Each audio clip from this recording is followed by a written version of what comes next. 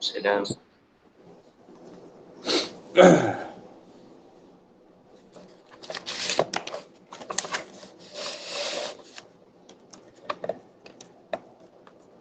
أعوذ بالله من الشيطان الرجيم. بسم الله الرحمن الرحيم. الحمد لله رب العالمين وبه نستعين على أمور الدنيا والدين والصلاة والسلام على أشرف الأنبياء والمرسلين سيدنا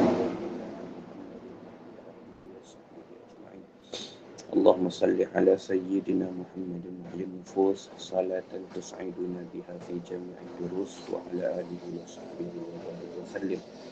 سبحانك لا علم لنا إلا ما علمتنا إنك أنت العليم الحكيم ولا حول ولا قوة إلا بالله العلي العظيم. رب اشرح لي صدري ويسر لي أمري واحلل عقدة من لساني يفقه قولي. اللهم علمنا ما جهلنا وذكرنا ما نسينا وانفعنا بما علمتنا واجعلنا من المخلصين. اللهم افتح قلوبنا في طلب العلم وارزقنا الإخلاص فيه والعمل به والنشر به حتى يأتينا اليقين. اللهم افتح قلوبنا فتوح العارفين وفقهنا في الدين وعلمنا التأويل وآتنا بفضلك أفضل ما تؤتي عبادك الصالحين واجعلنا من الذين يستمعون القول فيتبعون أحسنه. ربنا آتنا من لدنك رحمة وهيئ لنا من أمرنا رشدا. صلى الله وسلم عليه وعلى آله والحمد لله رب العالمين. أما بعد. فقال الشيخ المؤلف رحمه الله تعالى نفعنا الله به وبعلومه وبركاته وعلوم مشايخنا وبركاتهم في الدارين آمين يا رب العالمين. Kata muallif rahimahullahu ta'ala,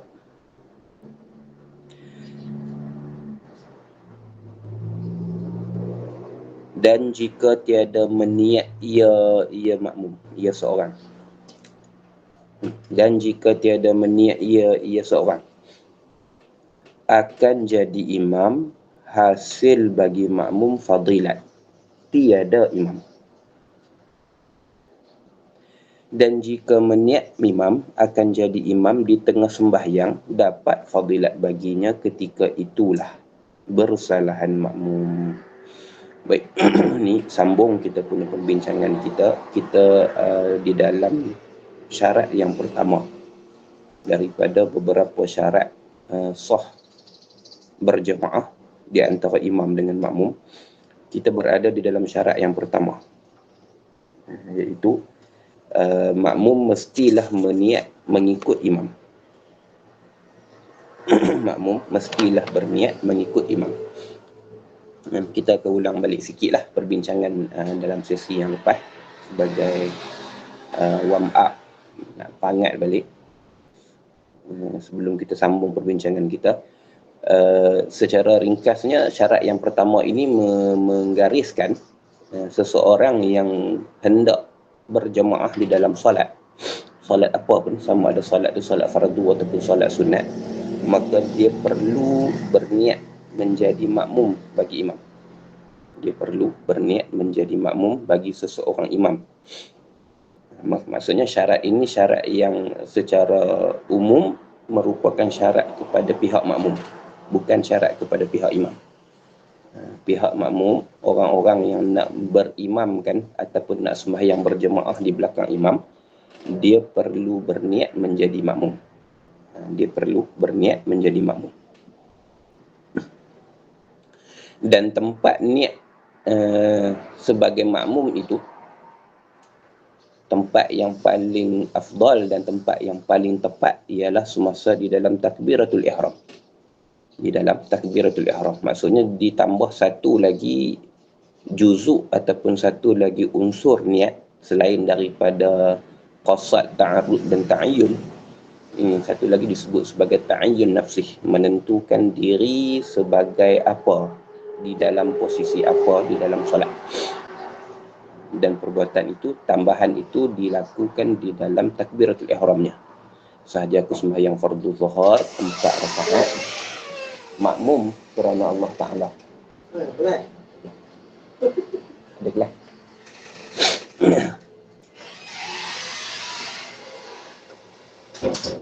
Kemudian Sekiranya makmum itu, seseorang itu tidak berniat menjadi makmum di dalam takbiratul ihramnya, dia masih lagi boleh berniat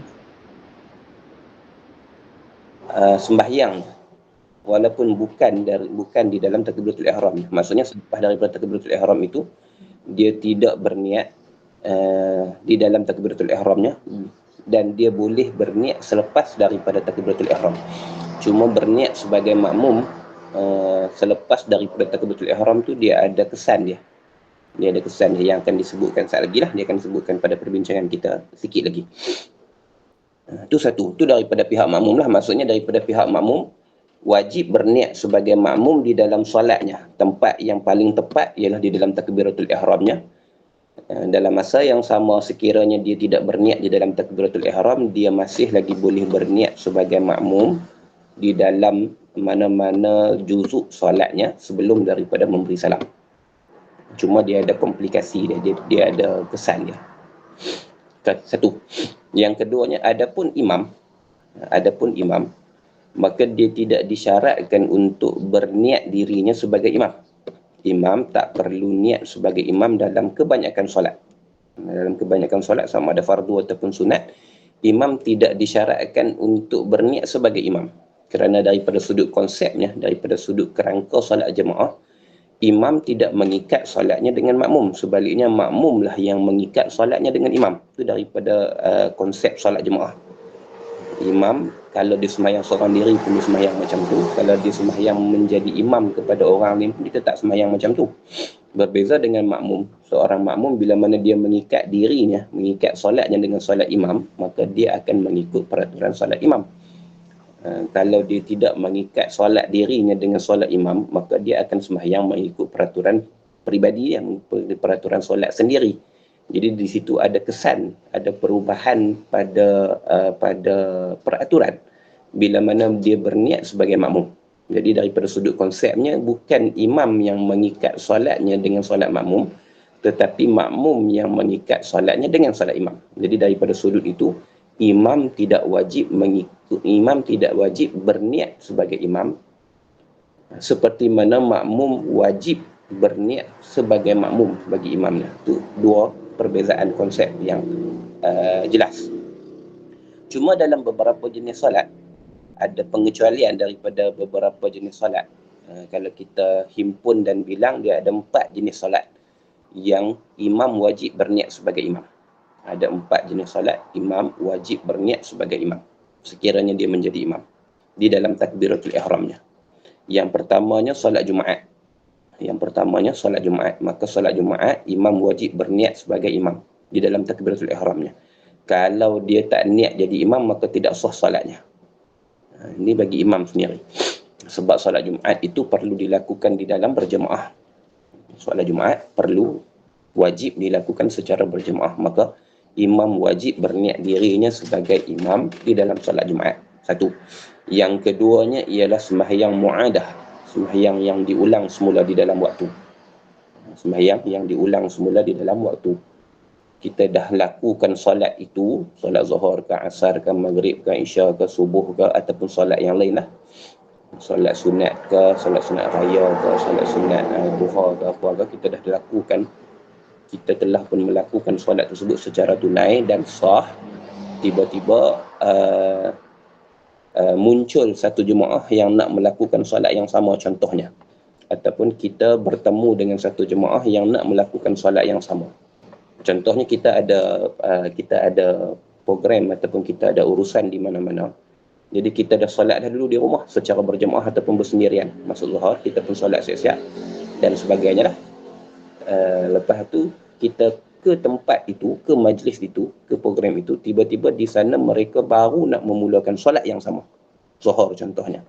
Baru nak mulakan solat yang sama, solat zuhur. Kita dah solat dah di rumah. Sama ada secara bersendirian ataupun secara berjemaah, tak ada masalah. Tapi bila kita ke tempat itu, rupa-rupanya mereka baru nak solat berjemaah di situ. Mereka baru nak solat berjemaah di situ. Dan mereka meminta kita jadi imam. Jadi pada ketika itu, kita jadi imam sembahyang yang telah kita lakukan. Dan sembahyang yang telah kita lakukan di rumah itu hukumnya sah. Telah mengangkat kewajipan solat kita pada hari tersebut. Maka ini dipanggil sebagai solat mu'adah. Maka bila kita jadi imam, maka kita wajib berniat sebagai imam dalam solat tersebut. Sahaja aku sembahyang fardu zuhur 4 rakaat imam kerana Allah Ta'ala. Kalau kita tak niat jadi imam dalam solat mu'adah tersebut, ketika kita mengimami solat yang telah pun kita lakukan sebelum itu, maka solat kita itu tidak sah.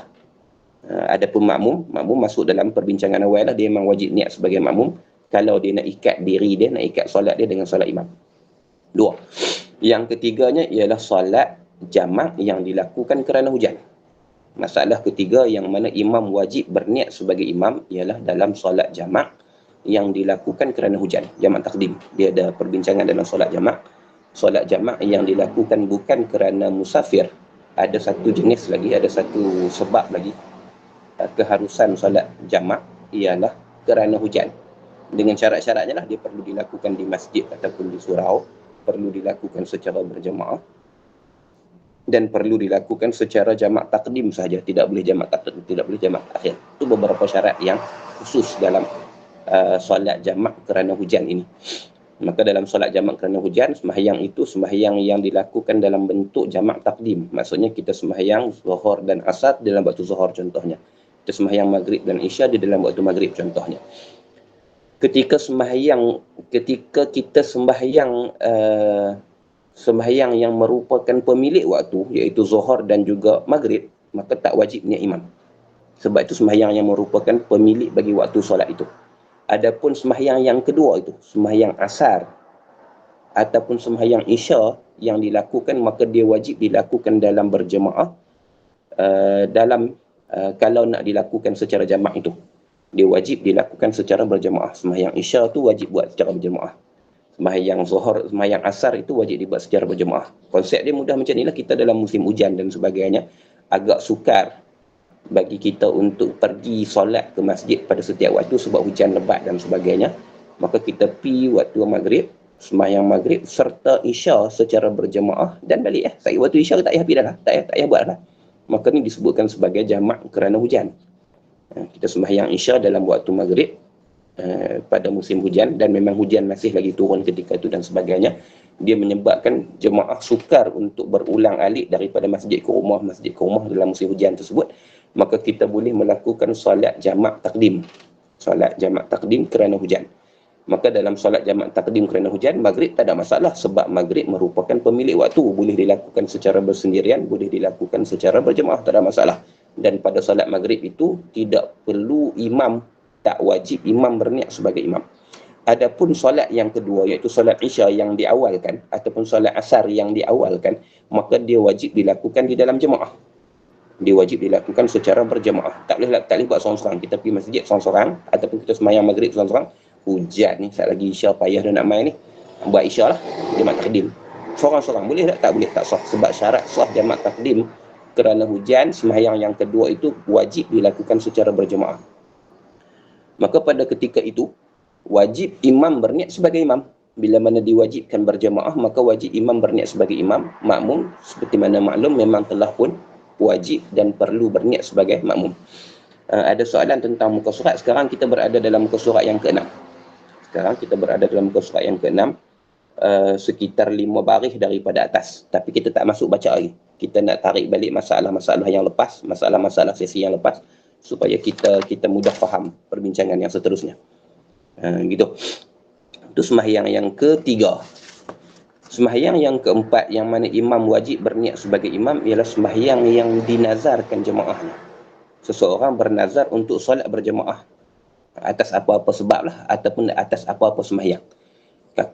Contohnya dia berniat, kalau saya dapat keputusan yang cemerlang ni, ataupun kalau permohonan saya lulus, ataupun saya dapat gembira bagi benda yang saya idam-idamkan ni, maka saya bernazar untuk solat zuhur berjemaah, ataupun saya bernazar untuk solat duha berjemaah. Apa sajalah, sama ada solat yang digalakkan berjemaah ataupun tidak digalakkan berjemaah. Dia bukan bernazarkan solat, dia bernazarkan jamaah pada solat. Saya nak sembahyang, saya bernazar untuk solat zuhur secara berjemaah selama 5 kali contohnya. ataupun saya bernazar untuk sembahyang hari ini secara keseluruhannya hari ini secara berjemaah. Itu contoh nazarnya lah. Dapat keputusan yang baik atau apa-apa usaha yang dilakukan ke, permohonan yang diluluskan ke, ataupun dapat apa-apa lah khabar-khabar gembira yang menyebabkan dia bernazar macam tu. Maka bila mana dia bernazar untuk melakukan solat secara berjemaah untuk menebus dan menunaikan nazarnya itu, maka dia wajib sembahyang secara berjemaah. Tiba-tiba sembahyang yang dia nak sertai itu dia ditolak jadi imam, ataupun dia diminta untuk jadi imam, dia pergi sembahyang kat masjid contohnya, ataupun sembahyang dekat surau pejabat dia contohnya, orang minta dia jadi imam, maka pada ketika itu sebab dia bernazar untuk jemaah pada solat itu, maka dia wajib niat jadi imam, pada solat tersebut. Gitu. Sekiranya dia cuma masalah yang keempat ni, dia berbeza sikit daripada 3 masalah sebelumnya. Dia berbeza sikit daripada solat Jumaat, solat Mu'adah dan solat jamak takdim kerana hujan ni. Solat yang dinazarkan untuk berjamaah itu sekiranya dia tidak niat jadi imam, ataupun dia sembahyang berseorangan tak jadi makmum, sembahyang itu sah secara persendirian, tetapi hukumnya haram kerana dia tidak melaksanakan nazarnya. Dia berbeza dengan 3 solat yang sebelumnya. Solat Jumaat, solat Mu'adah dan solat jamak takdim kerana hujan itu, solat itu sekiranya tidak diniat menjadi imam ataupun makmum, hukum dia tidak sah solat. Adapun solat yang dinazarkan untuk dilakukan secara berjamaah, sekiranya tidak ditunaikan nazar itu, dia sembahyang tidak niat jadi imam ataupun tidak niat jadi makmum, solatnya sah tetapi berdosa hukumnya. Tu perbezaan di antara kewajipan seseorang niat sebagai imam ataupun sebagai makmum. Secara ringkas, kesimpulan yang kita sentuh kat saat ni, makmum sekiranya dia nak sembahyang berjemaah, maka dia perlu dan dia wajib berniat sebagai makmum. Kalau tidak, tak jadi. Kalau tidak, solat itu tidak sah solat berjemaah.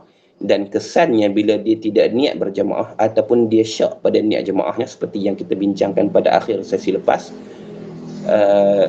kalau dia mengikut imam, seseorang yang dia ikut solatnya tanpa niat sebagai makmum ataupun syak pada niat makmumnya, maka dia membawa kepada batal solatnya, kerana di situ ada unsur bermain-main dalam solat. Dia tidak niat sebagai makmum tapi dia ikut sembahyang orang lain. Maka ulama sebut di situ ada tala'ub, ada unsur bermain-main dalam solat, bermain-main dalam ibadah, dan bermain-main dalam ibadah itu hukumnya haram, dan ibadah itu hukumnya rosak. Itu daripada sudut makmum. Adapun daripada sudut imam, maka seseorang imam itu tidak wajib berniat dirinya sebagai imam bagi solat tersebut, dan sembahyangnya sah, sembahyang makmum yang mengikutnya pun sah, dan dia boleh meneruskan solat seperti mana dia sembahyang seorang diri walaupun makmum sedang mengikuti di belakangnya. Maka imam tidak wajib, tidak disyaratkan untuk berniat jadi imam, melainkan pada 4 jenis solat yang disebutkan tadi, iaitu solat Jumaat, solat Mu'adah, solat pengulangan semula, solat jamak takdim kerana hujan, dan solat yang dinazarkan berjemaah. Maka 4 solat ini imam wajib berniat sebagai imam. Gitu. Tu kesimpulan daripada sesi yang lepas. Kita nak masuk bincang untuk hari ini insya-Allah. Maka kata muallif rahimahullahu taala, 5 baris daripada atas muka surat 6. Maka jika tiada meniat ia seseorang lah, sini ni imam lah, akan jadi imam. Kalaulah seorang imam tak niat sebagai imam, sembahyang zuhur, asar, maghrib, isya, subuh dan sebagainya lah, sembahyang apa pun selain daripada 4 jenis solat yang disebutkan tadi ni, dia tak niat sebagai imam, dia sembahyang macam biasa. Walaupun dia tahu ada orang ikut dia, walaupun dia tak tahu ada orang ikut dia kat belakang, tak memberi kesan pada hukum. Adapun jika tiada meniat ia seorang akan jadi imam, maka jawab bagi masalah ini, hasil bagi makmum fadilat. Makmum dapat fadilat jemaah sebab makmum niat jadi makmum. Tiada imam, yakni tiada hasil fadilat bagi imam. Tiada hasil fadilat bagi imam. Imam tak dapat fadilat kerana solat jemaah itu merupakan satu amalan, satu perbuatan, satu amal, perbuatan hati dengan niat. Maka seseorang itu tidak akan diberi pahala melainkan di atas niat dia lah. Dia tak niat jadi imam, maka tak dapat fadilat solat jemaah, walaupun solat berjemaah berlaku dan dipimpin oleh dia. Tapi dia tak niat jemaah, maka tak dapat fadilat bagi dia. Adapun makmum dapat fadilat sebab nak makmum berniat sebagai makmum bagi diri dia. Walaupun tanpa kerelaan dia, walaupun tanpa dia sedar, walaupun dia dengan sengaja tak niat dan sebagainya. Dia tidak memberi kesan pada hukum. Kalau imam tak berniat sebagai imam, mengimami solat, makmum akan dapat fadilat jemaah yang dijanjikan, yang ditawarkan oleh agama, tetapi imam hanya dapat fadilat sembahyang seorang diri. Imam hanya dapat fadilat sembahyang seorang diri sebab imam tidak berniat menjadi imam. Gitu. Dan jika meniat imam akan jadi imam di tengah sembahyang. Kalaulah imam tersebut berniat jadi imam di tengah sembahyang. Di sembahyang dah, dalam pertengahan solat itu baru dia sedar ada imam, ada makmum yang mengikutinya. Ataupun memang daripada awal dia berniat sembahyang seorang diri, kemudian dalam solatnya ada orang ikutnya dan semasa orang ikut itulah dia niat jadi imam. Dan kadang-kadang kita sembahyang di R&R, di masjid dan di surau dan sebagainya, kita memang sembahyang seorang diri, tak ada orang yang nak berjemaah dengan kita contohnya. Baru boleh 2 rakaat, barulah ada jemaah yang baru masuk. Ni banyak berlaku di R&R, surau R&R dan sebagainya. Kita dah sembahyang lah, kemudian ada orang yang mengikut sembahyang kita. Maka pada ketika itu, bila kita sedar dia sedang mengikut solat kita, kita pun berniat diri sebagai imam. Niat macam mana? Dia tak ada niat macam mana pun. Maksudnya kesedaran kita bahawasanya orang sedang mengikut kita menjadikan kita sedar bahawasanya kita imam. Dia bukan sahaja aku jadi imam bagi solat ni kerana orang tak payah. Cukup sekadar kita mengetahui bahawasanya kita imam. Dia tak perlukan kepada lafaz niat, tak perlukan kepada niat yang baru, tak payah. Cukup sekadar kita menyedari bahawasanya kita ini imam. Imam ni. Ada orang ikut belakang ni. Aku jadi imam ni. Cakap macam tu je. Dalam hati kita sedar bahawasanya kita jadi imam. Dan kita ambil peranan sebagai imam. Itu dah dikira sebagai niat. Itu dah dikira sebagai niat. Melainkan bila kita lawan niat tersebut, bila kita lawan kesedaran tersebut, orang ikut aku, fikir dia nak ikut aku tak mau jadi imam dia. Itu contoh dalam hati dah. Bila kita melawan kesedaran tersebut ataupun kita tidak menerima situasi tersebut untuk jadi imam, dia tetap ikut kita lah. Makmum tak tahu pun apa yang berlaku dalam hati kita, tapi dia enggan menerima mereka sebagai makmum ataupun biar dia pun nak ikut-ikut lah, aku tetap semayang macam cara aku lah dalam hati, macam tu. Maka itu yang dimaksudkan dia tidak menjadi imam, dia tidak berniat menjadi imam. Tapi sekiranya dia sedar, ada orang ikut ni, ada jemaah baru ikut solat ni, tak apalah, teruskan aku jadi imam. Cukup sekadar tu, aku jadi imam di solat ni, cukup sekadar tu. Ataupun hanya dengan kesedaran bahawasanya dia merupakan seorang imam bagi jemaah dia. Dengan kesedaran itu pun dah cukup untuk dikatakan dia telah pun berniat jadi imam. Maka bila dia sedar benda tersebut dan dia mengakui, dia menyedari dan dia menerima posisi dirinya sebagai imam dalam solat tersebut di tengah solatnya. Di tengah solatnya. Maka jika meniat imam akan jadi imam di tengah sembahyang, dapat fadilat baginya, bagi imam tersebut ketika itulah, ketika dia berniat jadi imam tu. Ketika dia berniat jadi imam tu. Ketika dia berniat jadi imam, maka dia akan dapat fadilat solat jemaah. Start bila? Permulaan dapatnya fadilat jemaah tersebut bermula daripada dia berniat jadi imam tadi ni.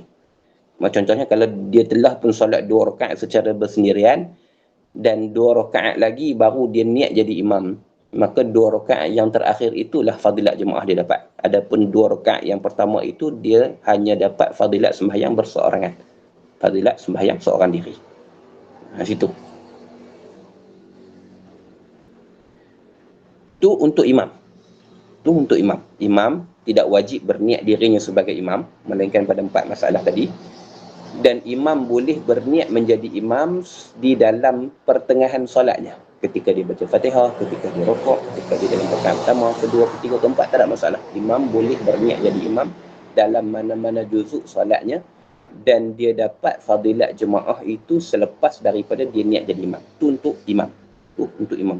Adapun makmum, bersalahan makmum. Berbeza dengan masalah bagi seorang makmum. Bersalahan makmum. Jika meniat ia makmum akan mengikut imam di tengah sembahyang. Ini masalah yang kita sebutkan tadi. Seorang makmum itu dia boleh berniat mengikut imam, tempat yang paling tepat ialah pada takbiratul ihramnya.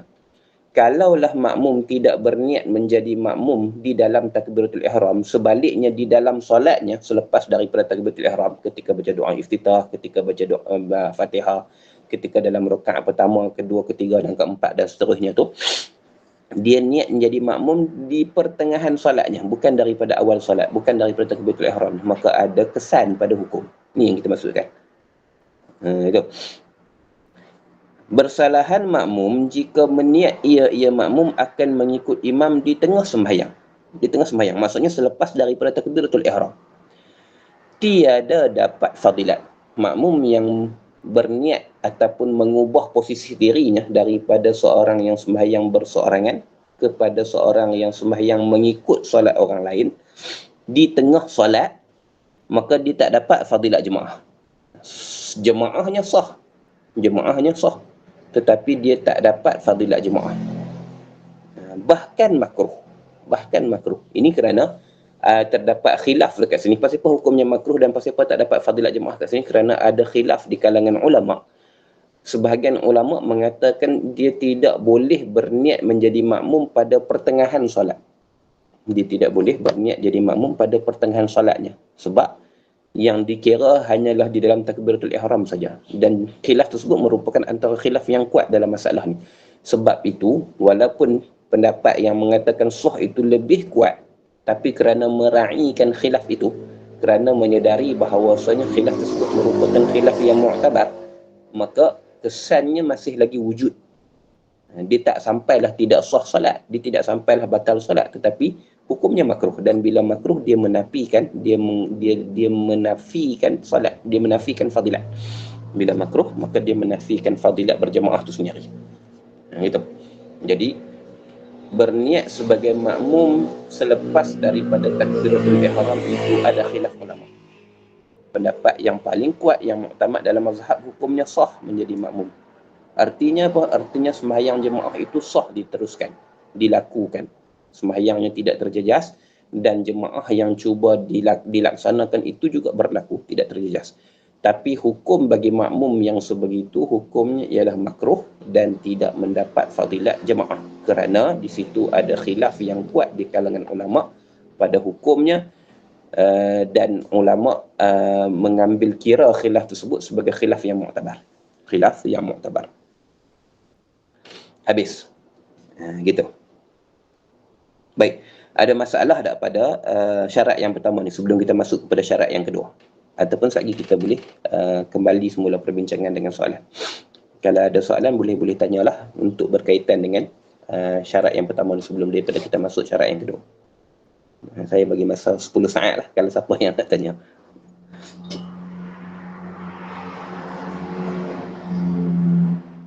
Saya nak tanya Ustaz. Ya, sila. Maksudnya kalau seorang tu dia niat jadi makmum, tapi waktu tu imam dah pun ke rukuk, jadi masih sah lah untuk dia niat sebagai makmum. Sekali lagi. Seseorang tu dia ikut imam daripada awal, Ya. tapi dia tak niat sebagai makmum sampailah imam dah rukuk dan mungkin dah ada intidal, baru dia nak niat jadi makmum. Yang tu masih sah ke macam mana? Seorang yang saya perlu drill soalan tu. Seorang yang mengikut imam daripada awal tetapi dia tidak niat sebagai makmum. Ya. Sampai dah daripada imam rukuk ataupun i'tidal, barulah dia berniat menjadi makmum bagi imam tersebut. Macam tu soalan dia. Ya, betul Ustaz. Baik.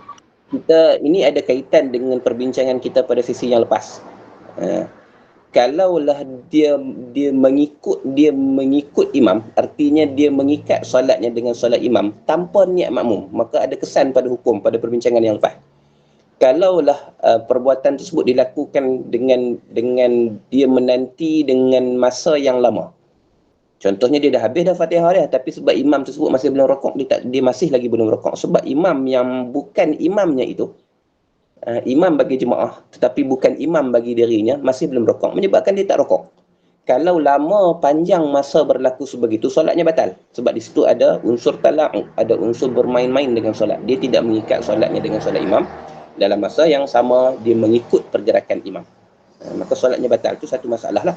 Kalaulah masa tu pendek ataupun secara kebetulan saja dia memang sembahyang daripada awal tak berniat mengikut imam, dia habis Fatihahnya, dia habis bacaan surah pilihannya, habis dia tu kebetulan imam rokok dan dia rokok mengikut imam tersebut, dan dalam ketika rokok itu ataupun dalam ketika yang tidak itulah dia niat menjadi makmum. Ini masalah sah sembahyang.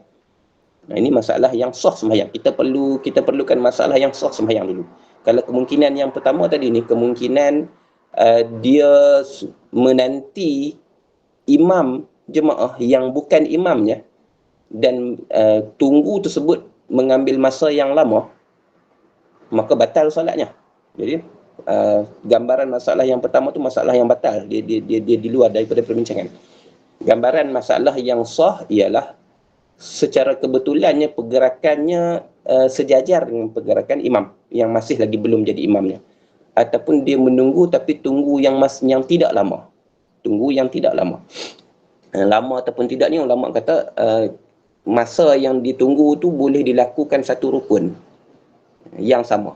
Contohnya kalau ditunggu tu dalam rukun Fatihah, dia boleh repeat balik Fatihah dia sebelum daripada imam tu rokok. Tu panjang ataupun pendek masa tu lah. Baik, dalam masalah yang berkemungkinan sah ni, dia sembahyang tak mengikut imam, sembahyang seorang diri daripada awal, mungkin dia masuk lewat dalam solat dia, dan ketika dia masuk lewat tu dia tak niat jadi makmum lagi. Imam dah baca surah, dia baru masuk solat, dia niat dia sembahyang seorang diri, kemudian dia baca doa iftitah dia, imam masih lagi baca surah pilihan, dia baca Fatihah dia, imam masih lagi baca surah pilihan, kemudian imam rokok secara kebetulan dia pun habis Fatihahnya dan dia rokok. Dan pada masa itu barulah dia niat jadi makmum. Ini masalah yang sah. Masalah yang sah solat. Maka ketika tu barulah dia niat jadi makmum. Maka pada ketika itu dia selepas daripada niat jadi makmum itu barulah dia jadi makmum bagi jemaah tersebut. Hukumnya sah solat, makruh dan menafikan fadilat jemaah. Sah solat, makruh dan menafikan fadilat jemaah. Menafikan fadilat jemaah sebab dia tidak berniat daripada awal dalam takbiratul ihramnya untuk mengikut imam. Itu harap jelas dengan jawapan tu lah. Baik, jelas. Alhamdulillah. Kita ada soalan sikit lagi. Ada tak contoh untuk masalah? Ada contoh tak Ustaz untuk masalah? Masalah apa? Contoh untuk masalah apa ni? Lagi clearkan balik contoh untuk masalah apa. Soalan yang seterusnya, yang makruh itu maksudnya Ustaz, maksudnya tak dapat 27 kali ganda pahala kah? Ya. Bila sebut kata makruh, maka dia tidak mendapat tawaran gandaan pahala jemaah tu. Itu. Dia tak semua makruh yang dilakukan dalam solat menghilangkan fadilat jemaah. Dia tak semua. Tapi boleh kata secara umumnya ada perkara yang makruh dilakukan dalam solat berjemaah yang menyebabkan hilang fadilat jemaah. Dalam masalah ni dia masuk. Dalam masalah ni sebab makruh itu berlaku daripada permulaan niat dia, maka dia tak dapat fadilat solat jemaah tersebut. Dia sembahyang berjemaah sah, hukumnya sah, tapi dengan sebab dia tidak berniat dari dalam takbiratul ihramnya, menyebabkan sepanjang solatnya makruh dan menyebabkan dia tidak ada peluang untuk mendapat fadilat jemaahnya. Dia tidak ada peluang untuk mendapatkan fadilat jemaahnya sebab makruh itu berlaku pada sepanjang solat. Kalau makruh itu berlaku pada sebahagian solatnya saja, maka masih lagi ada kemungkinan untuk mendapatkan fadilat jemaah. Contohnya dia mendahului imam pada satu perbuatan contohnya, ataupun dia lewat daripada imam satu perbuatan tanpa dibenarkan oleh syarak contohnya, maka ketika mana perbuatan itu berlakulah ketika itu tidak ada fadilat jemaah pada masa itu.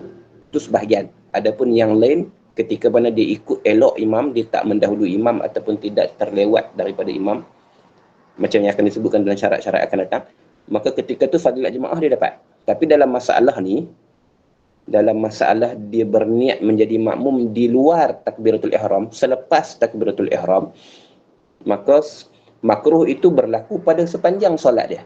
Maka dengan sebab itu, maka dia tidak mendapat fadilat solat berjemaahnya sampai habis solat. sampai habis solat. Tak dapat fadilat gandaan 27 ganda ataupun 25 gandaan sembahyang berjemaah tersebut. Sebab hukumnya makruh. Baik.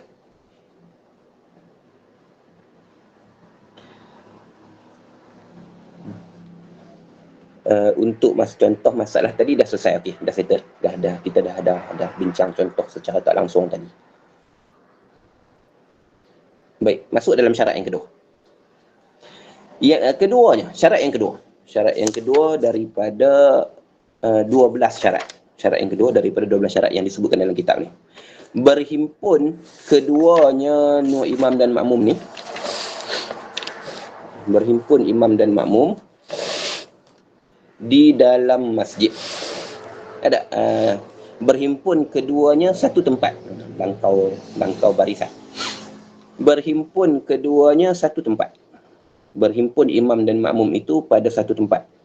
Berhimpun maksudnya berkumpul lah. Berkumpul imam dan makmum itu pada satu tempat.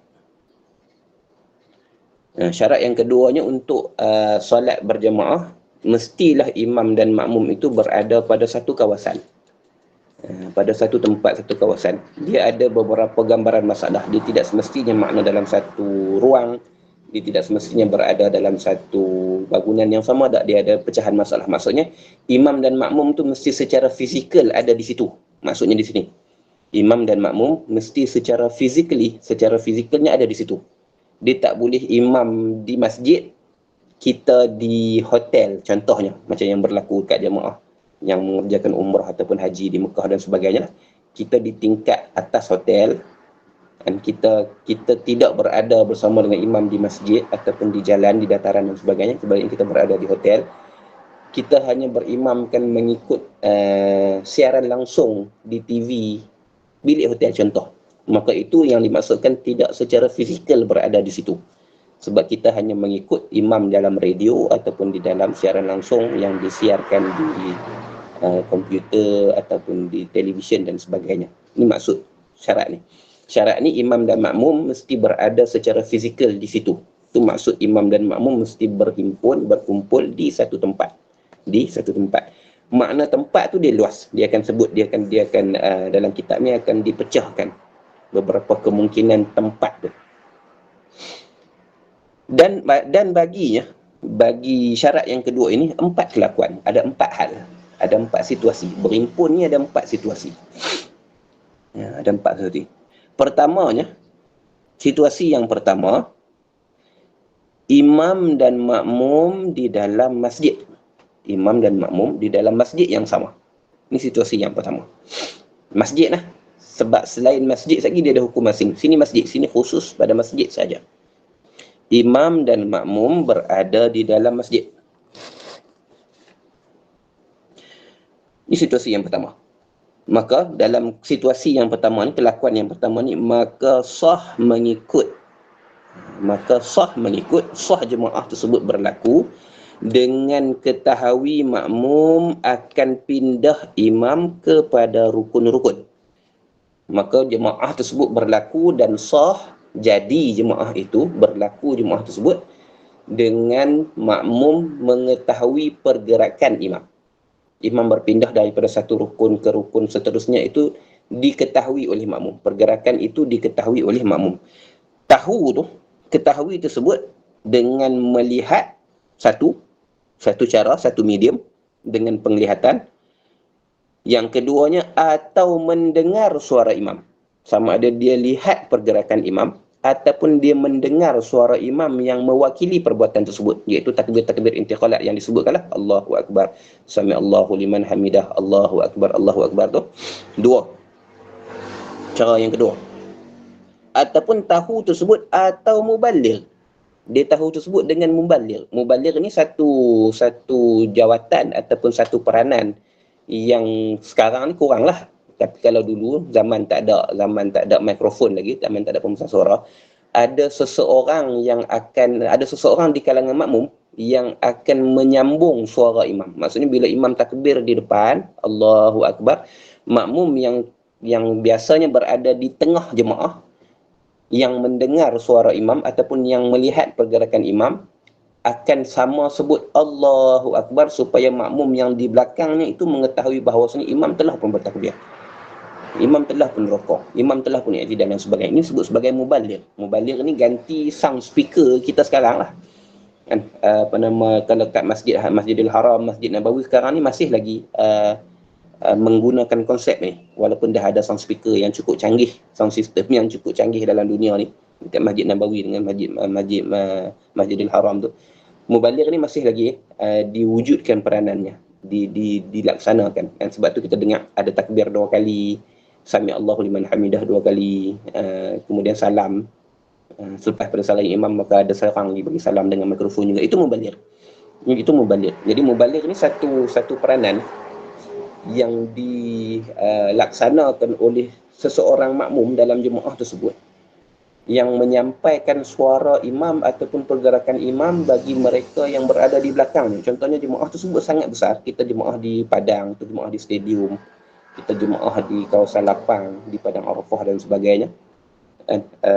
Sound system tak ada, ataupun sound system tersebut tidak mampu untuk untuk cover semua jemaah yang ada. Jadi ada jemaah yang tak dengar suara imam, ada jemaah yang tak dapat melihat pergerakan imam. Maka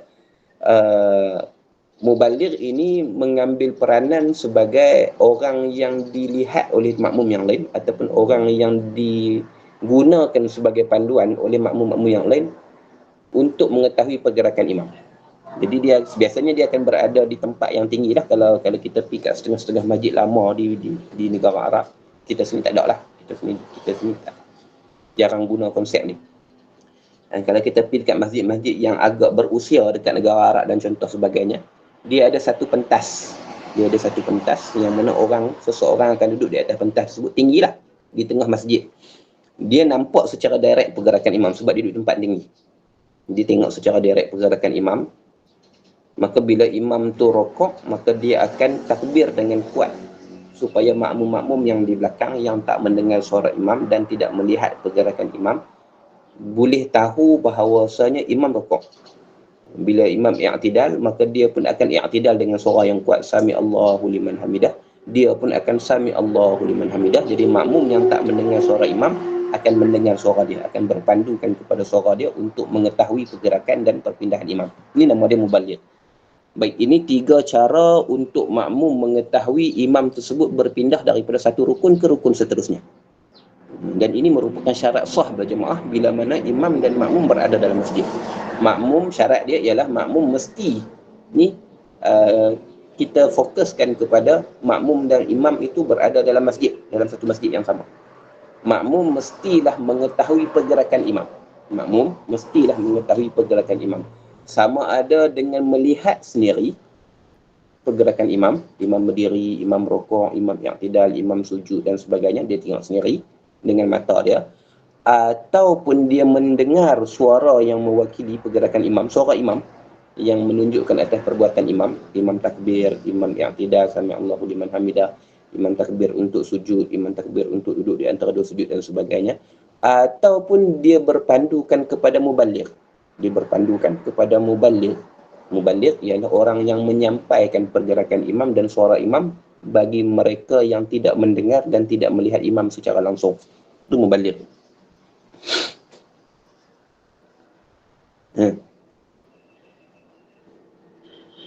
Dan jika jauh, ni dalam pengajian ibarat kita disebut ghayah. Ghayah ni maksudnya sehingga-hinggakan sampai ke tahap ini pun sah lagi. Sehingga-hinggakan sampai ke tahap ini pun masih lagi sah. Sah mengikut imam dalam satu masjid yang sama dengan melihat atau mendengar suara imam ataupun mubaligh itu, dan jika jauh antara keduanya lebih daripada 300 hasta sekalipun jarak di antara makmum dengan imam itu melebihi 300 hasta. 300 hasta ni dengan kiraan model 150 meter. 150 meter. Jadi jarak antara imam dan makmum itu jauh diselangi dengan jarak yang lebih daripada 150 meter. Sebab dia dalam situasi yang kedua, ketiga dan keempat, dia mensyaratkan, contohnya lah, ada di antara situasi yang mensyaratkan jarak di antara imam dan makmum itu mestilah tidak melebihi 300 hasta ataupun 150 meter ni.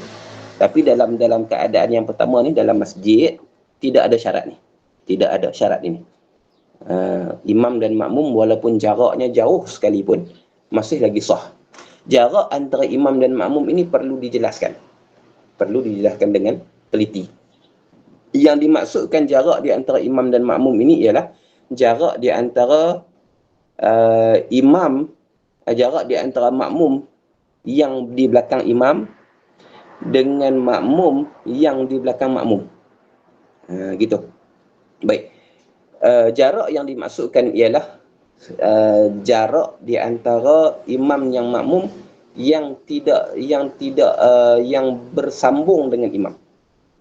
Dia bukan, contohnya satu masjid tu dia ada, masjid tu luas, ada 20 saf dalam masjid tersebut. Imam berada di mihrabnya, makmum yang di saf yang ke-20 ni berada di tempatnya lah, di saf yang ke-20.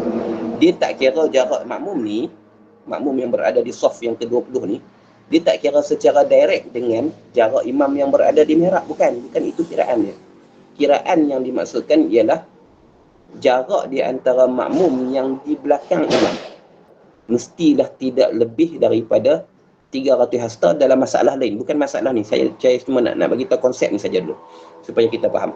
Dalam syarat yang kedua ni, iaitu imam dan makmum berada di satu tempat, dia ada 4 kemungkinan, dia ada 4 situasi. Situasi yang pertama, makmum dan imam itu berada dalam satu masjid, tidak disyaratkan jarak ni. Tidak disyaratkan jarak ni. Maksudnya tak ada masalah makmum, imam berada di mihrab, kebetulannya yang sembahyang pada waktu tu hanya satu saf saja, depan lah. Contohnya, sembahyang zuhur atau sembahyang asar yang orang kurang ke masjid contohnya. Jadi masjid tu besar, masjid negeri ke apa, masjid tu besar, yang menjadi makmum hanya satu saf saja, imam berada di mihrab lah, berada di tempat dia, kemudian di belakangnya ada makmum satu saf. Kita masuk masjid belakang sekali, masuk pintu belakang sekali, masuk ke dalam dewan solat tu, dan kita sembahyang selepas daripada masuk di pintu tu, kita sembahyang di saf yang paling dekat dengan pintu tersebut. Jadi antara kita dengan makmum yang di belakang imam tu, dia ada kekosongan. Maka kekosongan inilah yang diambil kira jaraknya. Kalau sembahyang itu bukan dalam masjid, tetapi kita sekarang berada dalam masalah kita sembahyang di dalam masjid bersama dengan imam, maka jarak tu tak diambil kira. Maksudnya kita dianggap berada satu kawasan dengan imam, berhubung dengan solat imam daripada sudut jarak, hanya dengan kita berada di dalam satu masjid yang sama dengan imam. Kita berada dalam satu masjid yang sama dengan imam, walaupun jarak antara kita dengan imam tu jauh dan tidak disokong oleh kedudukan makmum dalam saf-saf yang lain. Kedudukan antara makmum dengan antara satu makmum dengan makmum yang lain yang berada di saf dengan depan. Jadi dekat sini dia ada 2 konsep lah yang kita kena faham. Jarak antara imam dan makmum ni maksudnya jarak di antara imam dengan makmum yang direct belakang imam. Makmum yang direct belakang imam. Untuk masjid tak ada masalah, tapi untuk luar masjid, selain masjid, maka jarak itu mestilah tidak melebihi 150 meter antara imam dengan makmum yang paling hampir dengan imam. Adapun makmum saf kedua, maka yang dikira jarak itu ialah saf yang kedua dengan makmum saf yang pertama. Gitu. Makmum yang di saf ketiga, maka yang diambil kira jaraknya ialah makmum di saf ketiga dengan makmum yang di saf yang kedua. Sebab saf yang kedua mengambil kira jaraknya dengan makmum yang berada di saf yang pertama. Makmum yang di saf pertama itu barulah diambil kira jaraknya dengan jarak imam. Dia bersusun macam tu. Ni di luar daripada masjid. Kita masih lagi dalam perbincangan masjid, maka tak diambil kira jarak. Selagi mana seseorang itu berada di dalam masjid bersama dengan imam, walaupun dia jauh dengan imam, tidak ada saf di depannya yang menghubungkan dia dengan imam, masih lagi sah salat jemaah tersebut. Kita akan ulang balik konsep 300 hasta ataupun 150 meter itu dalam situasi yang kedua, ketiga ataupun keempat yang akan disentuh nanti. Dan diselangi beberapa binaan seperti dinding yang ada pintu pun sah juga, masih lagi dalam jika tadi ni. Sekalipun jarak antara imam dengan makmum tu jauh melebihi 300 hasta, sah sebab masih lagi berada dalam masjid yang sama. Sekalipun antara dan imam itu terpisah dengan binaan. Binaan kat sini maksudnya beberapa perkara yang diletakkan dan menghalang daripada imam dan makmum daripada dikatakan tempat yang sama. Maksudnya antaranya tirai, antaranya bilik dan sebagainya. Dinding, contohnya dinding dan sebagainya. Tapi masih lagi dalam masjid. Masih lagi dalam masjid. Contohnya ada ruang utama solat dengan dia kan masjid sekarang ni ada dewan utama untuk solat dan ada masjid juga masih lagi dalam kawasan masjid utama tapi dia bukan ruang utama solat. Jadi dia terhalang dengan pintu kaca, dia terhalang dengan dengan dinding dan sebagainya. Sebab kalau kita tengok sekarang ni ada banyaklah masjid-masjid yang mengkhususkan ruang solat yang dewan solat yang khusus, dewan solat utama. Kemudian di luar daripada dewan solat utama tu masih lagi masjid, cuma dia bukan ruang solat utama. Jadi dia terpisah dengan dinding, contohnya dinding kaca ke, dinding kayu ke, dinding simen ke, bata ke. Tapi masih dikira sebagai masih lagi dikira sebagai dalam masjid yang sama. Sah, tak ada masalah. Dan seperti dinding yang ada pintunya, tak ada masalah. Dengan pintu tersebut dia boleh sampai kepada imam. Atau sutuh tingkat atas. Sutuh ni bumbung lah asalnya. Maksudnya tingkat atas. Imam sembahyang di tingkat bawah, di ground floor ni. Orang yang di tingkat 1, tingkat 2 ataupun di bumbung. Yang ada tangganya. Yang dapat lalu kepada imam pada adat. Yang dapat lalu kepada imam yang dapat lalu kepada imam pada adat.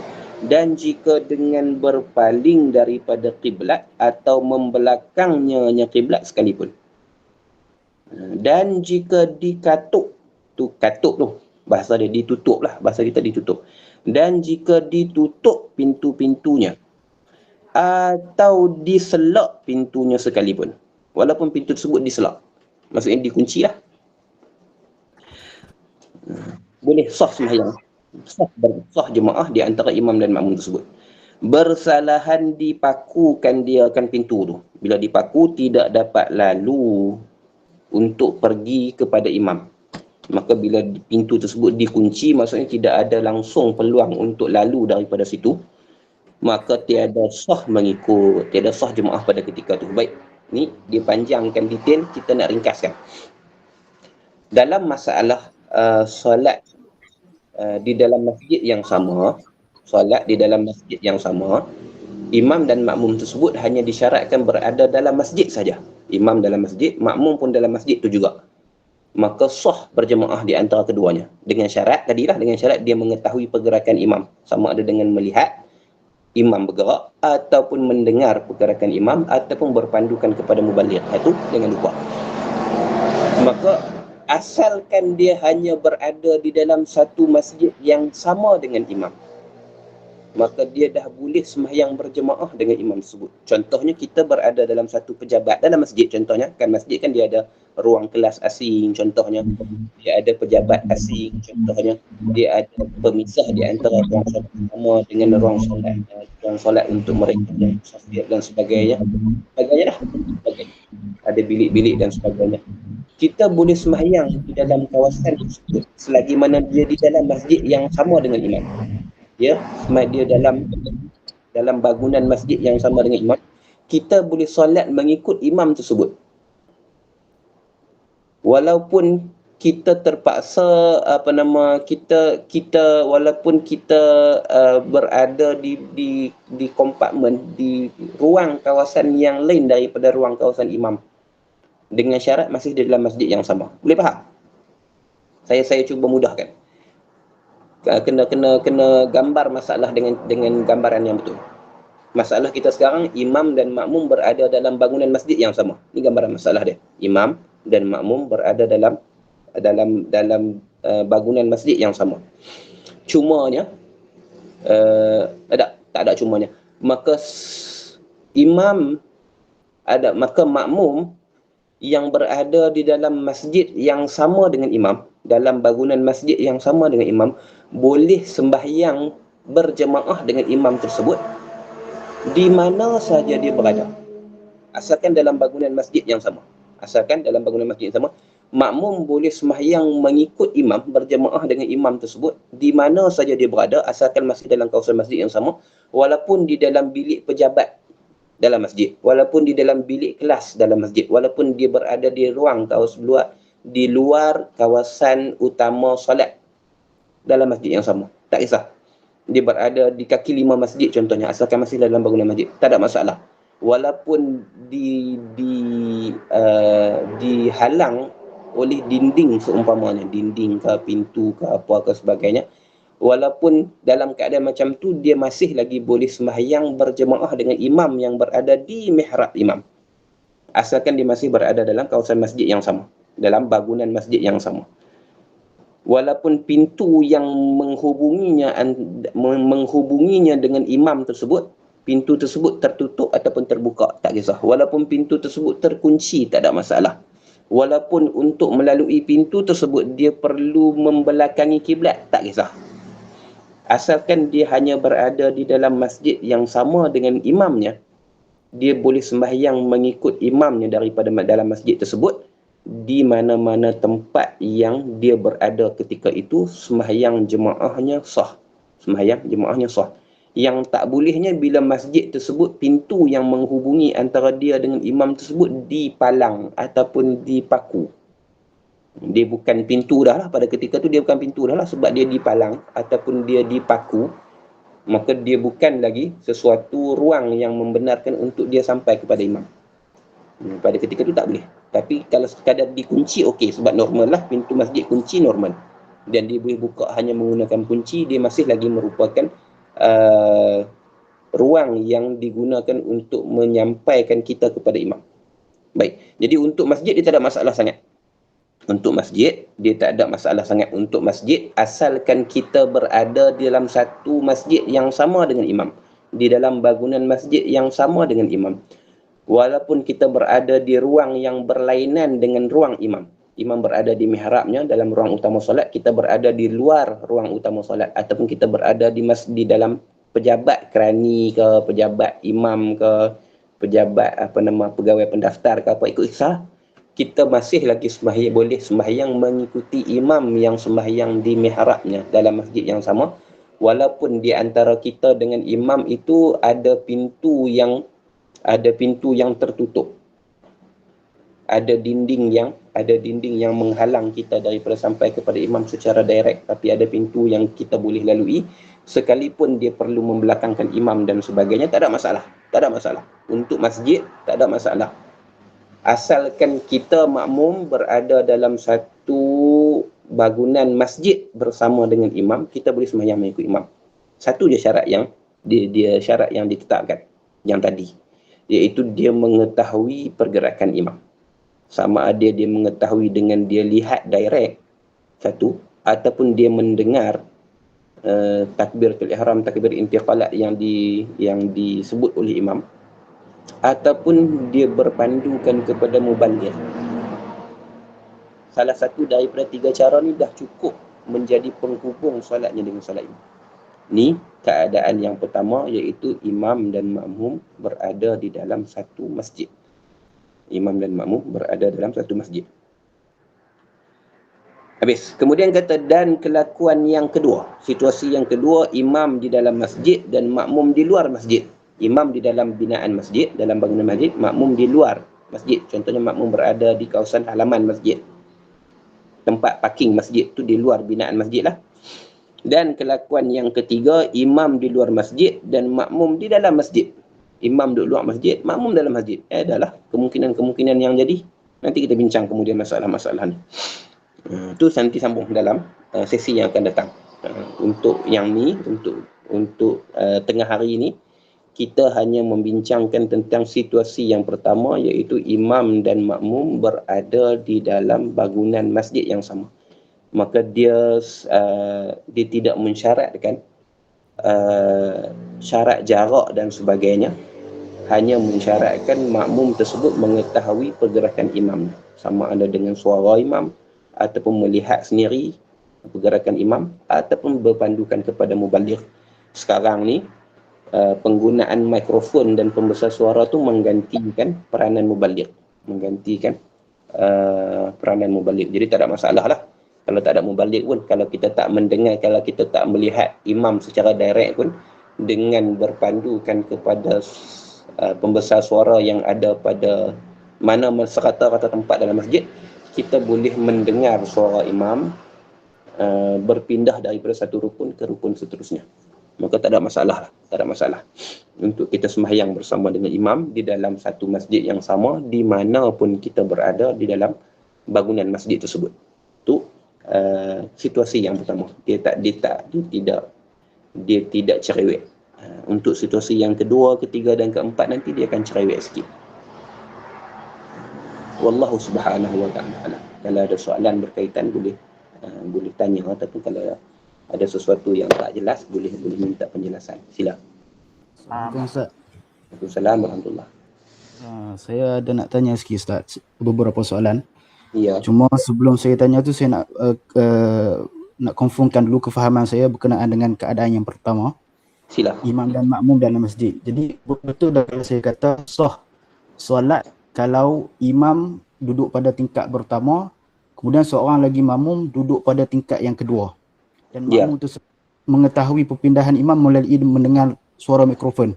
Jadi sah kedua tu sah. Ya, sah. Ikut imam tu sah. Okey, baik. Kemudian soalan saya nak tanya, bolehkah perempuan menjadi mubaligh dalam solat jemaah yang disertakan dengan lelaki? Itu soalan yang pertama. Ustaz nak jawab dulu ke ataupun saya sebutkan semua soalan? Saya jawab dulu. Banyak tak soalan? Ada, boleh tahan banyak agak lah. Okey, saya jawablah. Adakah perempuan boleh menjadi mubaligh bagi jemaah yang terdapat padanya orang laki-laki? Hukumnya tak boleh. Hukumnya tak boleh. Sebab pada masa itu perempuan wajib merendahkan suaranya dengan kehadiran orang lelaki dalam kawasan tersebut walaupun tidak sembahyang berjemaah bersamanya. Apatah lagi bila terdapat jemaah lelaki di dalam kawasan tersebut yang sembahyang berjemaah dengannya, maka peranan mubaligh itu perlu dilakukan oleh lelaki-lelaki. Perempuan tak boleh. Perempuan pada ketika dengan kehadiran lelaki yang ajnabi sekalipun tidak jemaah bersama dengan dia, masih itu pun sudah cukup untuk tidak membenarkan perempuan jadi mubaligh. Okey, baik, jelas Ustaz. Soalan yang kedua Ustaz, ada tak had bilangan bagi mubaligh? Kalau contoh makmum lelaki ni, ada tak had bilangan? Okey. Adakah had bilangan bagi mubaligh pada satu jemaah? Tak ada. Tidak ada had bilangan bagi mubaligh pada satu jemaah. Dia berdasarkan kepada keperluan. Kalau perlukan kepada 2 mubaligh, 2. Kalau perlukan hanya kepada 1 mubaligh, 1. Kalau perlukan kepada 3 mubaligh, 3. Dia berdasarkan kepada keperluan. Tapi mubaligh juga perlukan mubaligh perlu melihat secara langsung pergerakan imam. Mubaligh perlu melihat secara langsung pergerakan imam ataupun perlu mendengar secara langsung suara imam, baru dia boleh jadi mubaligh. Jadi kalau cukup syarat ni, siapa-siapa pun boleh jadi mubaligh, berapa bilangan sekalipun tak ada masalah pada mubaligh, berdasarkan kepada keperluan. Kemudian Ustaz, boleh tak kalau mubaligh tersebut bukan daripada kalangan orang yang solat waktu tu? Cantik. Soalan, adakah mubaligh tersebut perlu berjemaah bersama ataupun boleh mubaligh tersebut tidak sembahyang pun pada masa itu? Itu soalannya. Maka jawapannya ialah mubaligh tidak disyaratkan anggota jemaah. Jadi mubaligh boleh jadi mubaligh tersebut seorang yang sedang berjemaah bersama dengan imam. Boleh juga jadi mubaligh tersebut orang yang tidak sembahyang bersama dengan imam, tak ada masalah. Dia cuma disyaratkan dia melihat pergerakan imam ataupun dia mendengar secara langsung suara imam, itu saja. Dia sembahyang ataupun tidak, tak disyaratkan. Dia tak disyaratkan. Maka mubaligh tersebut dia boleh di kalangan jemaah yang sedang solat. Mubaligh tersebut juga boleh merupakan orang yang tidak solat bersama dengan jemaah tersebut, tak ada masalah. Sah. Okey Ustaz. Soalan seterusnya Ustaz. Tapi saya rasa ni soalan ni untuk sesi yang akan datang punya, tapi semua saya tertanya lama dah. Ya. Saya nak tanya, bolehkah perempuan yang dia tu solat di dalam surau, ni situasi bukan masjid lah, di surau, kemudian dia solat di belakang tirai, dan dia solat di belakang tirai tu dia tak nampak imam, tapi dia boleh perpindahan rukun imam. Sah tak? Dia tahu perpindahan rukun imam dengan mendengar suara kah? mendengar suara. Tapi dia Baik. tak tengok lah, dia tak nampak Ya. situasi dalam surau di belakang Ya. tirai. Okey. Sah tak dia ikut imam tersebut? Okey, dalam masalah sembahyang di luar masjid, bangunan selain masjid, itu masalah yang keempat kalau dalam kitab kita ni, kelakuan yang keempat, iaitu imam dan makmum berada dalam bangunan binaan selain masjid, termasuk surau, balai lintang, madrasah dan sebagainya lah. Pada keadaan selain daripada masjid ini, dia disyaratkan makmum melihat pergerakan imam. Satu, melihat, mendengar. Tadilah disyarat yang tadi, melihat ataupun mendengar imam ataupun mubaligh tadi ni. Syarat yang kedua, tambahan daripada syarat yang pertama ni, makmum mestilah boleh pergi kepada imam. Ini kita akan tambahkan huraian ataupun perbincangan dengan lebih lanjut dalam pertemuan akan datang, insyaAllah. Saya bagi snapshot dulu. Antara syarat yang tambahan daripada syarat yang tadi ni, selain daripada makmum tersebut wajib melihat sendiri pergerakan imam ataupun mendengar sendiri suara imam ataupun berpandukan kepada mubaligh. Syarat ni, satu, dia ada tambahan syaratnya. Antaranya ialah makmum tersebut mestilah boleh pergi kepada imam dengan cara tidak membelakangi kiblat. Dia boleh direct sampai ke tempat imam tanpa perlu membelakangi kiblat. Gitu. Situ dia punya gambaran masalah bagi sembahyang di luar masjid, surau dan sebagainya. Maka tirai tersebut contohnya perlulah ada ruang yang membenarkan makmum tersebut. Bukan suruh berjalan pi tak, tapi kalau nak berjalan pi boleh. Kalau nak berjalan pi sampai kepada imam. Situ. Nanti kita akan bincangkan panjang lebar. Cuma tu antara syarat-syarat yang utama bagi mereka yang solat berjemaah di luar daripada masjid. Jadi secara ringkasnya, perempuan yang berada di belakang tirai untuk sembahyang berjemaah dengan imam dalam surau selain masjid, maka dia perlu ada ruang yang membenarkan dia, sekiranya dia perlu bergerak menuju kepada imam, dia boleh pergi tanpa ada halangan. Dan tirai merupakan halangan dalam kitab fiqh, disebut dengan istilah sitratul murqa, tutupan yang terhulur ke bawah, tutupan yang terhulur ke bawah, perlu dibuka. Dia perlu dibuka, memberikan ruang makmum tersebut pergi kepada imam. Bukan suruh pi lah, tapi ada ruang tu perlu dibuka untuk menjaga syarat. Tidak ada halangan yang membataskan pergerakan makmum sekiranya dia hendak menuju kepada imam tanpa perlu membelakangkan imam. Itu nanti dalam ketiga dan keempat nanti akan dibincang. Baik. Ada soalan lagi? Soalan terakhir, Ustaz. Ya. Sila. Soalan terakhir. Ya. Berkenaan dengan solat jamak takdim dengan sebab hujan tadi tu, Ustaz. Ada tak ulama letakkan dobit hujan tu macam mana? Dobit hujan tu. Solat jamak takdim kerana hujan tadi, adakah ulama letakkan dobit kepada keadaan hujan yang dibenarkan? Solat jamak tu ada dobit-dobit dia akan disebutkan di dalam bab solat jamak qasar lah. Cuma secara ringkasnya, hujan tersebut hujan yang membasahkan kaki, hujan yang lebat yang membasahkan. Bila kita berjalan itu, kita punya kaki seluar ataupun kaki kain kita tu basah, dia basah bahu dan dia basah kaki. Maksudnya dia bukan hanya sekadar renyai sikit-sikit tu, tak lah. Hujan yang dalam kategori agak lebat. Sebab bila kita berjalan, dia akan membasahkan hujung kain kita, hujung kaki seluar kita, dan juga dia membasahkan bahu. Dan kalau kita berjalan di bawah atau bawah laluan yang berbumbung sekali tu, dia membasahkan bau. Maksudnya hujan yang agak lebat lah. Hujan yang agak lebat. Syarat dia lagi ialah masa solat jamak itu berlangsung, hujan tersebut sedang. Hujan tersebut mesti dalam keadaan sedang. Kalau dia serayak pun dia serayak sikit, dia mai balik. Kalau dia renyai pun dia mai balik. Itu antara syaratnya lagi. Selepas daripada solat jamak itu dilakukan, maka perlulah beredar sebelum masuk waktu isyak. Maka syarat-syarat itu, dobit-dobit ini disebutkan dalam perbahasan jamak dan qasar kerana hujan yang kita boleh lihat dalam bab jamak qasar pada solat ni. Jadi dia secara ringkasnya hujan yang agak banyak lah, bukan sekadarnya banyak yang boleh membasahkan kaki kain kita ataupun membasahkan bahu kita sekiranya kita berjalan berbumbungkan sesuatu, payung dan sebagainya. Itu antara topik-topik dia. Baik, terima kasih banyak Ustaz. Baik. Ada soalan lain? Assalamualaikum Ustaz. Assalamualaikum warahmatullahi. Masalah saya nak tanyanya, seperti yang kita tahu, maknanya untuk sah makmum ikut imam itu Ya. dengan 3 cara tadilah. Ketahui pergerakan pindah imam tu dengan melihat, mendengar atau membalik. Ya. Tapi bila ada penghalang, maknanya mesti ada pintu. Sama ada pintu tu dikatuk atau dikunci. Jadi kesalahan maknanya tidak sah kalau dipaku. Ya.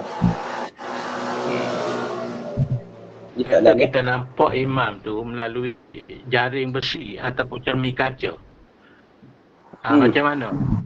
Macam mana kita boleh nampak pergerakan imam, kita boleh dengar suara imam, tetapi kita tak dapat pergi kepada imam dengan kerana jaring besi ataupun kaca.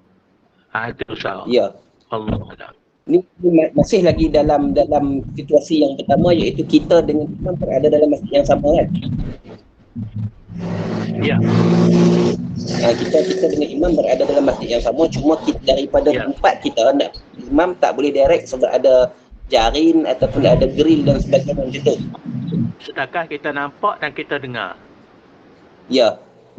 Memang tidak ada sebarang jalan langsung kita nak ke imam, masuk ke kawasan imam, tak ada sebarang jalan langsung. Kira-kira kita tak sui begitulah, kira-kira tak ada jalan. Sekiranya tidak ada jalan langsung, untuk ke imam, untuk sampai ke imam, sama ada jalan tersebut berbetulan dengan kiblat ataupun membelakangkan kiblat, tak ada langsung. Kalau tak ada langsung tak sah, sebab terputus hubungan antara imam dengan makmum. Cumanya kita nampak dan kita dengar saja. Nampak dan dengar itu dia masih lagi belum cukup untuk memberikan kita hubungan tersebut. Maknanya tidak sah lah. Ya, tapi gambaran masalah yang tuan berikan tadi, dia tidak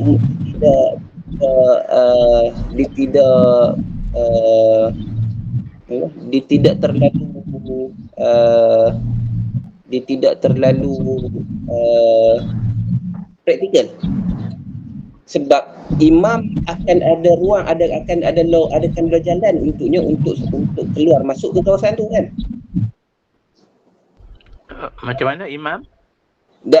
Imam untuk di kawasan yang untuk pergi ke kawasan yang dia solat mihrab itu perlu ada laluan untuk kita ke ruang tersebut kan. Maksudnya tak imam tersebut turun daripada ruang tengah udara.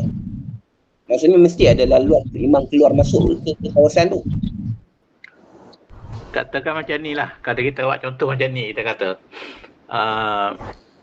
ini masjid yang kecil lah, kita kata masjid yang kecil, dia bahagikan masjid tu, dia bahagikan di masjid tu bahagian belakangnya muslimat, tapi dia tutup dengan jaring besi. Kita kata kalau sepatutnya bubuh tirai tu tak dibubuh jaring besi dia. Maknanya seluruh bahagian separuh masjid tu dia tutup dengan jaring besi ataupun cermin. Makmum hanya nampak atau dengar je. Tapi kalau kata ada pintu pun, pintu tu keluar daripada masjid, bukan dalam masjid. Memang tak ada kaki lima lah. Keluar daripada pintu tu memang tak ada kaki lima langsung lah. Makna keluar tu keluar masjid, bukan dalam masjid. Yang kita bincang tadi, pintu tu dalam masjid. Ya. Okey, saya nampak gambaran tu. Masjid tu masjid yang kecil. dan memang ada ruang bagi dua masjid tu dia sekatkan masjid di tengah tu untuk muslimat di belakang tu, kiranya betul-betul dia paku dengan jaring besi ataupun letak cermin kaca dengan tak ada pintu di apa tu, di cermin tu ataupun di jaring besi. Cuma pintu keluar daripada masjid. Okey, maksudnya kalau kita keluar daripada ruang muslimat tu memang keluar masjid terus. Keluar masjid lah, bukan masjid lah. Ya, kalau dalam keadaan macam tu tak sah. Dalam keadaan macam tu tidak sah berjemaah, muslimat tidak sah berjemaah. Tidak cukup syarat tadilah, tidak cukup syarat tadi. Tak cukup syarat, dia terputus dengan imam. Walaupun dia nampak ataupun dia dengar. Walaupun dia nampak, bukan dia tak cukup. Maknanya ilahnya kerana dia tak boleh pergi kepada imam tu lah. Ya. Dengan apa cara sekalipun. Untuk pergi kepada imam, dia terpaksa keluar daripada masjid. Ya.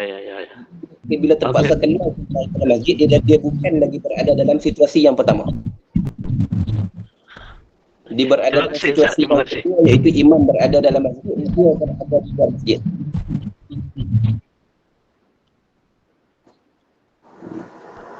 Dan untuk masalah ni, dia tidak berada dalam situasi yang pertama, tetapi dia berada dalam situasi yang kedua, iaitu imam di dalam masjid, makmum di luar masjid. Sebab untuk sampai ke imam, dia perlu keluar masjid. Ya. Jadi itu dalam kelakuan yang kedua, bukan dalam kelakuan yang pertama. Dalam kelakuan yang pertama, imam dan makmum ke dalam masjid boleh pergi ke imam melalui dalam masjid juga. Baik, kalau dalam keadaan macam tu tidak sah. Tidak sah. Tidak salah. Tidak sah. Terima kasih. Ya. Ada soalan lain ke? Sana saya tanya. Ya. Kalau saya share screen macam nak lukis sikit boleh? Sila. Sekejap kalau boleh lah, kalau boleh sekejap Boleh kan? Nampak? Saya share screen. Okey. Ni situasi dia lah. Ni masjid lah saya. Nampak lukisan saya? Okey. Okay, ni masjid. Okey. Jadi yang kita belajar hari ni, contoh masjid ni panjangnya 300 meter lah kan? Ya. Imam kat sini ni imam kan? Ya. Lepas tu ni makmum jauh dekat 300 meter. Maksudnya kalau dalam satu buah masjid tak ada masalah lah. Tak masalah. Okay, tak ada masalah. Okay. Terus situasi yang lain tak?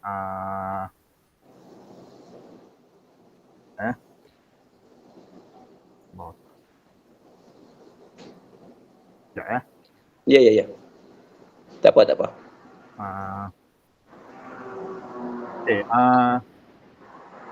Kalau contohnya, yang saya rasa tadi macam Tuan Nasruddin dia bagi contohnya ni. Ni masjid kan? Ya. Ini ruang muslimah.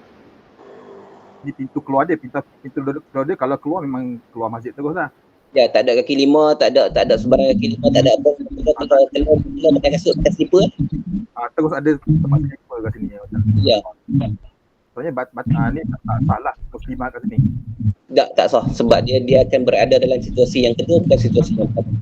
Cuma kalau dia ada kaki lima, buat jalan ke apa kan, atau macam ini macam ada ruang motor ke apa ke, tak lagi lah. Ya, dia masih lagi dalam bangunan masjid lah. Okey. Faham.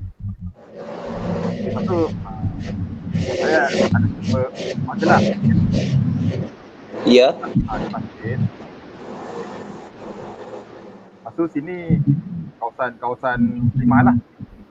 Ya. Lepas tu sini ada pintu lah. Pintu kaca tu lah. Ya. Ini dua muslimah. Ini kaki lima macam orang lalu apa kan. Ya. Ni tempat soft lelaki. Okey. Muslimah kat sini mesti salah lagi mana dia tahu ketinggalan imam kan. Dengan pintu kat maksudnya boleh lalu lah. Ya. Kiranya muslimah kat sini mesti sah lagi lah. Dalam kawasan masjid semua tu kan? Dalam binaan masjid kan? Ya betul. Ya, sah. Okey. Itu je lah. Terima kasih Ustaz. Baik. Ada satu soalan yang bertulis ni. Jika kita mufarakah dengan imam kerana salah bacaan Al-Fatihah imam tersebut, kita mufaraqah dengan imam kerana salah bacaan imam salah baca Fatihah, adakah kita masih boleh ikut gerakan imam tetapi hakikatnya niat solat kita solat bercara sendirian? Itu soalan dia. Kita dah mufaraqah dengan imam sebab imam tersebut ada kesalahan pada bacaan Fatihah dia. Okey, kita mufaraqah.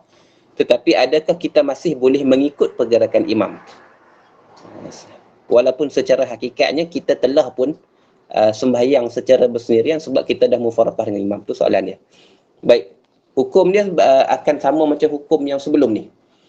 Kalaulah pergerakan kita itu hanya sekadar kebetulan sama dengan imam, sah, tak ada masalah sebab di situ tidak ada unsur mengikut. Ataupun masa yang diambil untuk mengikut pergerakan imam tersebut masa yang sangat pendek, masa yang singkat. Kita masih lagi menunggu imam, contohnya dia bekas imam kita lah. Kita sembahyang dengan dia. Kemudian sebab ada kesalahan pada Fatihah dia, maka kita mufaraqah dengan imam. Kita mufaraqah dengan imam. Gitu. Tapi contohnya kita berada di tengah saf dan sebagainya, untuk keluar dan sembahyang seorang diri itu jadi janggal. Cara yang ada ialah sama ada kita punya pace pergerakan solat kita, kelajuan solat kita tu kita selarikan, sejajarkan dengan pergerakan imam. Jadi kita pastikan bacaan kita lebih lambat daripada bacaan imam. Pergerakan kita juga lebih lambat daripada pergerakan imam. Bacaan kita juga lebih panjang daripada bacaan imam. Maka secara kebetulannya kita sembahyang secara bersendirian, tetapi secara kebetulannya sama dengan pergerakan imam. Ni sah. Ataupun kemungkinan yang kedua, kita menunggu imam tetapi menunggu dengan tempoh masa yang singkat. Maksudnya kalau nak repeat balik rukun tu tak boleh. Kita habis dah Fatihah kita, kemudian kita habis dah surah bacaan pilihan kita, imam masih lagi belum selesai surah bacaan itu. Kalau kita nak baca pula Fatihah sekali lagi tak sempat, imam dah pun rukuk, maka menunggu dalam tempoh masa yang singkat itu dibenarkan. Dia tidak membatalkan solat. Ni yang kedua. Situasi yang ketiga, bila mana kita menunggu perbuatan imam, kita menanti-nanti imam bergerak untuk kita bergerak tu, walaupun dia bukan lagi imam kita, dan dia mengambil masa yang panjang, ini membatalkan solat. Ini telah pun kita bincangkan dalam sesi yang lepas. Maka ada keadaan di mana kita nampak secara gambaran ya, kita macam berjemaah tetapi kita sembahyang seorang diri, dan dia dibenarkan. Dia lebih selamat sebegitu. Dia mengelakkan fitnah dan sebagainya. Kita pastikan pace solat kita itu lebih lambat daripada pace imam. Maksudnya kalau imam baca dengan kelajuan sekian-sekian, pergerakan imam tu dengan kelajuan sekian-sekian, kita lewatkan sikit, kita lambatkan sikit. Kita baca surah yang lebih panjang, kita baca Fatihah dengan lebih lanjut, bacaan zikir kita dalam rokok, i'tidal dan sujud tu lebih banyak dan sebagainya, supaya kita masih lagi sembahyang dengan peraturan kita, dengan kelajuan kita, dan secara tak langsung dia muafakat dengan pergerakan imam. Itu lebih selamat dan dibenarkanlah, tak ada masalah. Jadi ada keadaan yang sah, ada keadaan yang tidak sah. Keadaan tidak sah yang ketiga tadi, iaitu kita telah pun selesai daripada tugas kita yang hakiki, tapi kita menunggu imam untuk berpindah ke rukun seterusnya, dan menunggu itu mengambil masa yang lama, dengan sekira-kira kita boleh repeat balik rukun kita tersebut dengan sempurna sebelum daripada imam berpindah ke rukun seterusnya. Itu membatalkan solat, kerana di situ ada unsur tala'ub ataupun bermain-main dengan solat, kerana kita mengikut orang yang bukan kita ikat solat dengannya. Kita tak ikat solat kita dengan solatnya, tetapi kita ikut dia tanpa ada alasan yang munasabah pada syarak. Maka dia membatalkan solat. Wallahu a'lam. Baik, kita berhenti dulu setakat ni. Kita dah habis masa lebih sikit. Saya minta maaf lah kalau terlebih masa sebab soalan-soalan ni. Maksudnya akan datang ni insya-Allah lah kita akan pendekkan sikit bacaan kalau ada soalan yang banyak, insya-Allah. Kita sambung pula nanti insya-Allah, ada rezeki, ada jodoh, ada kesihatan dan sebagainya. Mudah-mudahan kita boleh sambung nanti pada sesi yang akan datang. Wallahu subhanahu wa ta'ala alam. Subhanakallahumma wa bihamdika asyhadu an la ilaha illa anta astaghfiruka wa atubu ilaik. Bismillahirrahmanirrahim. Alhamdulillahirabbil alamin wassalatu wassalamu ala sayyidina Muhammadin wa ala alihi washabbihi ajma'in. Allahumma inna nastaudi'uka ma 'allamtanahu farudduhu ilaina 'inda hajatina ilaihi wa la tansana bi rahmatika ya arhamar rahimin. Allahumma arinal haqqa haqqan warzuqna ittiba'ah wa arinal batila batilan warzuqna ijtinabah. Sallallahu ala sayyidina Muhammad wa ala alihi wa sahbihi wa baraka wa sallam walhamdulillahi rabbil alamin.